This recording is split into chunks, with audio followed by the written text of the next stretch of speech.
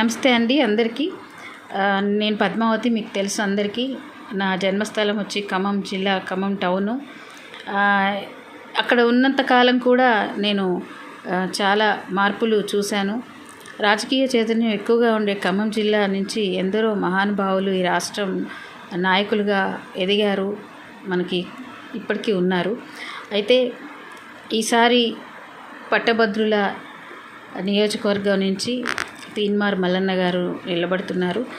ఆయనని ఒక పార్టీగా కాకుండా మనం గత 10 సంవత్సరాలు 15 సంవత్సరాల నుంచి కూడా తను వ్యక్తిగా ఎంత స్ట్రగుల్ అయ్యాడు, ఎలా మాట్లాడతాడు, ప్రజల పక్షాన ఎలా ఉంటాడు అనేది కొంత రాజకీయాన్ని ప్రభావితం చేసిన వ్యక్తిగా ఆయనకి ఒక అవకాశం ఇవ్వాలని ఖమ్మం జిల్లా ప్రజలందరికీ కూడా నేను రిక్వెస్ట్ చేస్తున్నాను.